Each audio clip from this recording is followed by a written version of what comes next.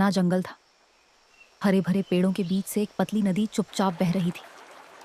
पक्षियों की आवाजें थीं, लेकिन उस सुबह जंगल में कुछ अलग सा सन्नाटा था। नदी के किनारे एक कच्चा रास्ता था। उसी रास्ते पर एक युवा शिष्य धीरे धीरे चल रहा था। उसके सिर पर छोटी थी, पीठ पर तपस्या के निशान और आंखों में कई सवाल। आज वह पहली बार अपने गुरु आर्षि वागीश्वर से अकेले मिलने जा रहा था।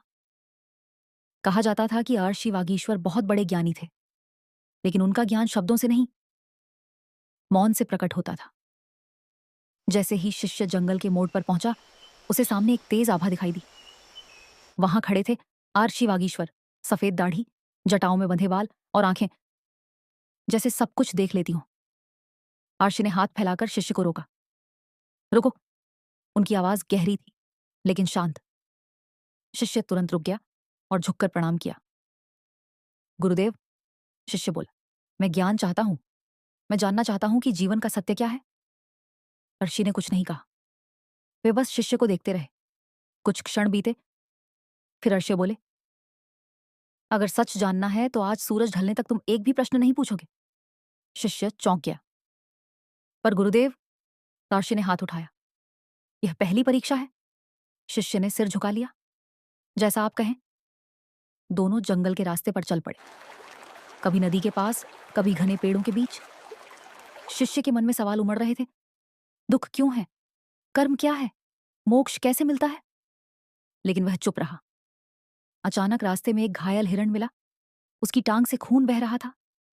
शिष्य बेचैन हो उठा।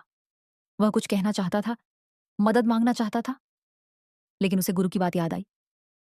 आर्षि आगे बढ़ गए। न हिरण की ओर देखा, न रुके।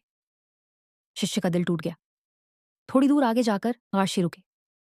उन्होंने पास के पत्ते, जड़ी बूटियां तोड़ी और बिना कुछ कहे वापस हिरण के पास गए। आर्षि ने हिरण का इलाज किया। हिरण धीरे धीरे उठ खड़ा हुआ और जंगल में खो गया। आर्षि तब बोले, जो दिखाई देता है वही पूरा सत्य नहीं होता। शिष्य की आंखें भर आईं। शाम होने लगी। सूरज ढल रहा था। आर्षि एक वृक्ष के नीचे बैठ गए। अब बोलो, ऋषि ने कहा, तुम्हारा प्रश्न क्या है? शिष्य बोला, गुरुदेव, मैं समझ गया हूं। सत्य शब्दों में नहीं, कर्म में है। ज्ञान बोलने में नहीं, समझने में है। अर्षि मुस्कुराए। पहली बार। आज तुमने सीखा, अर्षय बोले, कि मौन भी गुरु होता है, और जो सब्र रखता है उसी को सत्य मिलता है। जंगल फिर शांत हो गया।